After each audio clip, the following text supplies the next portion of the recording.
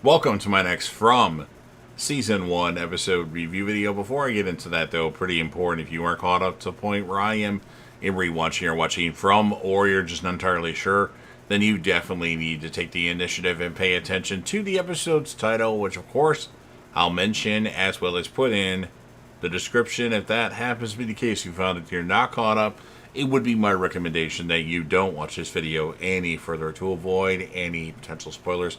Now, I've already seen the first two seasons of From. I'm getting ready, of course, for the third season of From to premiere on September 22nd. I really like the show. It's not the greatest show, but it's interesting. I'm intrigued by the mystery that's happening. Of course, there are some people that were attached to Lost that are behind From, and it makes it a lot more interesting. So I'm just reviewing every episode to get ready for the third season. I will have all those reviews done before the third season starts. So, like the show, hope it continues. I feel like it's going to be like an M. Night Shyamalan project. He has nothing to do with it, but I feel like it's going to be good, and then the ending we're going to get is not going to be the greatest, but who knows. But anyway, this will be From Season 1, Episode 5. The title of this episode is called Silhouettes. And this will be my review reaction recap after just finishing watching the episode. Nathan feeds the animals at the bar, and someone informs him that something happened to Sarah at the diner. Christy, and she's at the clinic now. Christy checks on her and says that she should stay the night and can have Nathan stay with her. Sarah insists she is fine, and it's better not to trouble Nathan and to just tell him that she's asleep. Christy informs Boyd that she's doing fine, but without an MRI, there's no way to know what's going on, but she'll be kept overnight. Boyd asks if she's ready for that, and Christy promises she will not let the door be opened again. Boyd then asks if Sarah and Ethan's seizures are physical reactions to the town. Christy says that she would have thought almost everything that happens in this town is impossible. Noticing the tremors that Boyd is trying to conceal in his hand, Christy tells him to come by tomorrow. She then spots Nathan heading their way from the window and tells Boyd that Sarah wants to be left alone. Boyd meets with him outside the clinic and tells him that she's fine but asleep and can come by tomorrow, assuring him that Christy will watch her overnight. Nathan frantically tries to get in, and Boyd asks if there's something else is going on. Nathan says he's just worried about his little sister. Boyd reassures Nathan that Sarah is in good hands and tells him that he can see her in the morning. At the Matthews house, Easton asks Sarah if it'll be all right, and Jim and Tabitha assure him that she's been taken care of by Christy. In the meantime, Jim proposes that they try and figure out the mysteries of the town by writing all the questions they have on the wall, beginning with, "Where are we?" In his house, Nathan sits by Sarah's bloodstained dress, pondering what to do next. The next morning, Jim continues looking at the wall with all the questions on it. Tabitha asks him if he's figured it out, and Jim jokingly answers 12. Jim repeats that everyone arrives from different parts of the country, sees the same fallen tree, but Tabitha interrupts, says everyone else has asked the same questions over and over again, and asks what difference writing on the wall will make. Jim explains that there is something that they aren't seeing yet, a question they haven't yet asked.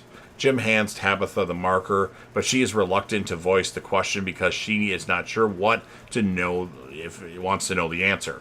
At the clinic, Sarah leaves, thanking Christy, adding that she enjoyed their girls' night, which Christy says she'd love to repeat, medical emergency or not. Nathan then arrives. The two walk away together. Nathan says they need to talk, and Sarah apologizes for worrying him.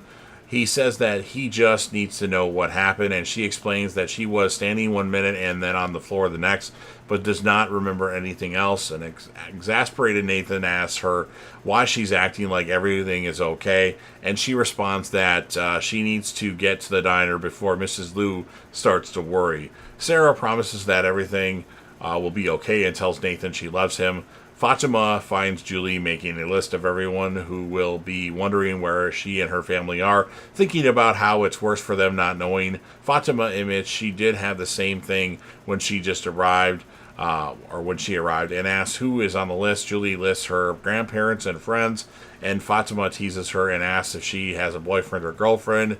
Julie says she doesn't have anyone like that, but grimly remarks that it's probably a good thing because it means one less person losing their mind over where she is. Fatima decides that Julie needs some fun and tells her to meet her downstairs in 5 minutes. Fatima then tells Ellis that Julie is making a list and they should show her the Brundles. Jade wanders muttering to himself while carrying a radio. When he passes the bar where Trudy asks him what he's doing, Jade explains that the radio helps him think, and Trudy says that he's even cuter when he's awake, explaining that she had watched him while he slept. Trudy declares it's too bad he chose town, otherwise she would have rode him like a dragon. Then she walks away, leaving Jade stunned. Jade goes into the bar. Kenny updates Boyd, who is studying the map, that Sarah is okay and brings him some food. Boyd asks him to hold down the fort while he stops by his wife's grave. Jade stares in amazement at the bar, and Tom explains that he built it because he figured people need it. He asks Jade if he is okay and answers no, and asks Tom if he is. Tom answers that he is great and pours Jade a glass of moonshine, saying it will help him feel better. Jade asks everyone how they are just sitting there and spits out the drink when he first tries it. Tom recalls that Jade was from one of the two cars and that he lost his friend, and then tells him it gets easier. Jade replies that they're all like rats in a maze, sitting content eating cheese. Jade continues to stay. The immediate problem is figuring out how to get home, but they don't even know where they are.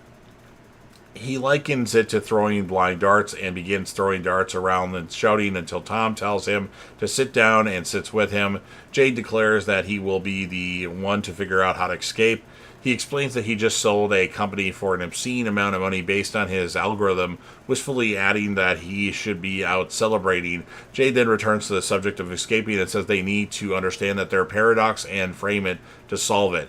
Tom compares it to Schrodinger's cat, with the people trapped in town being the cat, and to the people they have at home, they are both alive and dead.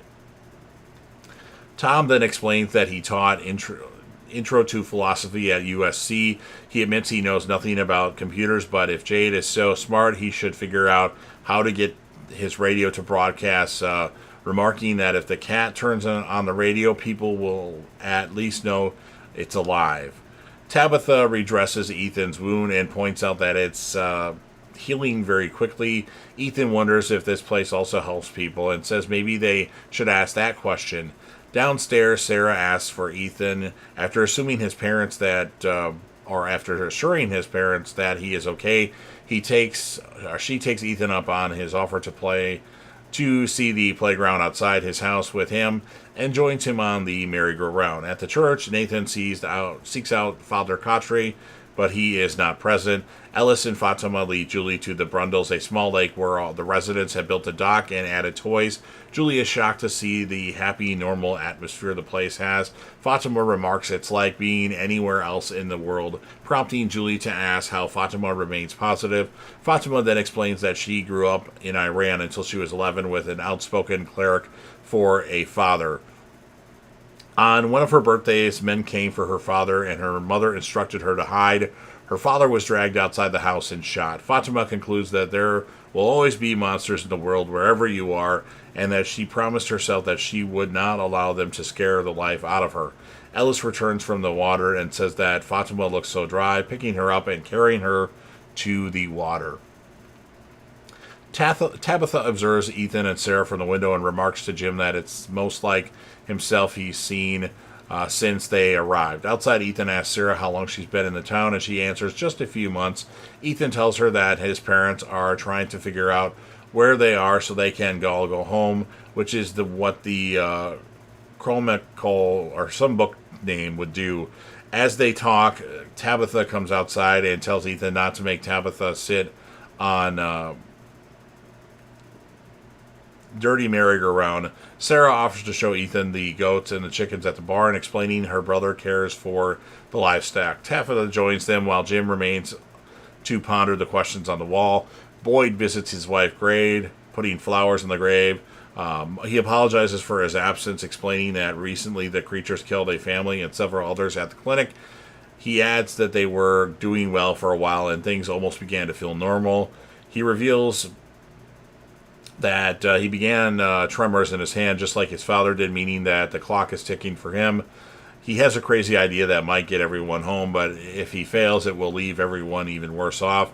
He remembers how she always made all the hard calls, laughing as he does. Although he doesn't believe in science, he says he could use a little help and needs a little help. Or he could really use one and needs a little help. Nathan finds Father Quatre meditating in the field and asks what the rules are regarding confession. Quatre promises that anything he says will stay between them and God. Nathan then asks him what if it's really bad. At the barn, Sarah introduces Tabitha and Ethan to Alma the goat. Sarah tells Tabitha that she has a very nice family and it's okay to be sad and scared due to their circumstances. However, she adds that Tabitha will be surprised by how quickly it becomes normal. Tabitha replies that she doesn't want this to become normal, but to go home. Sarah agrees, but is thankful for the talismans, mentioning that Father Quatre always mentions how much worse things are before they found them. Prior to the talismans, the people used hiding places. Sarah adds it's useful to know about them if she ever gets stuck outside after dark, and offers to show us Tabitha one in the barn. After Nathan reveals everything, Quatre says he should have come forward much sooner. Quatre begins walking away. Nathan stops him and says she doesn't want Sarah to go into the box, and reminds him that he promised it would stay between them. Quatre, he says he plans on keeping it his promise, but they have to worry about the townspeople. Nathan says Sarah will be at the diner, and the two begin heading that way.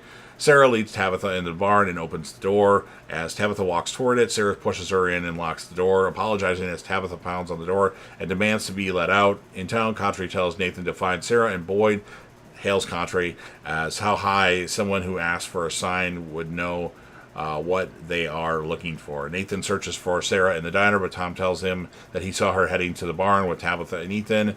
Sarah approaches Ethan and tells him that she really likes him and that what it is about to happen will save everyone, just like in one of his stories, and that he will be the hero.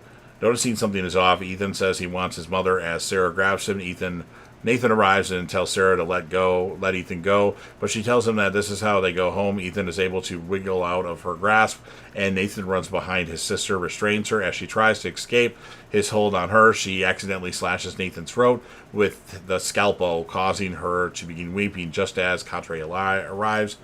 Julie, Fatima, and Ellis return from the Brundles. Ethan comes running up, crying for his sister at the barn. Jim gets Tabitha out and tells him to go find Ethan as Julie arrives with him.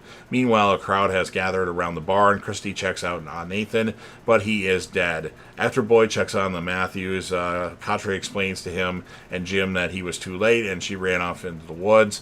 Boyd promises that if she returns before dark, they will handle it, and if she doesn't, it will have been handled for him.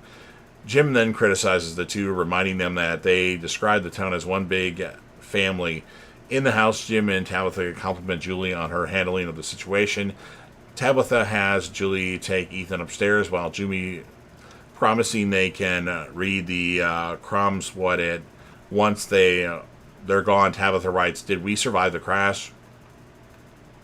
Boyd finds Chrisley struggling to cope with the situation. She explains that Sarah had asked questions such as what she would do go home. Boyd assures Christy that this is not her fault. Christy explains that it was so nice spending the night with her, but Sarah took the scalpel from the clinic, asking if it's not her fault. Whose is it? Boyd tells her that she did not bring them to the town, did not put any thoughts in Sarah's head, and reminds her that she saved Ethan's life and tells her to cut herself some slack. As the table jukebox begins playing, Boyd declares that he just received his sign, ending this episode of From. So, kind of a boring episode, a lot of development of different characters on the show. I'm going to score the episode a 6.8 out of 10, which is probably a little low for some people. My character of the episode, well, it has to be Sarah because she had the craziest moment of the episode. And that's pretty much all I have to say about this episode. Now, of course, you've heard everything that I have to say. Now it's your turn. If you're a fan of From and you want to help me out with the YouTube algorithm, please don't forget to Hulk smash the like button, share the video with a friend, put this video on any one of your social media platforms. Don't forget to comment in the comment section about what your thoughts are on this episode of From. What would you rate the episode, and who would be your character of the episode? Remember, I'll be reviewing season 3 of From, so come back to the channel on September 22nd for my review of the first episode of season 3. And then last but certainly not least, don't forget to hit that sub button, subscribe to the channel. You're watching the video anyway. Join the team, Sugar Dam Support, and be a part of something special. And you never know what you're going to see on JDAV TV.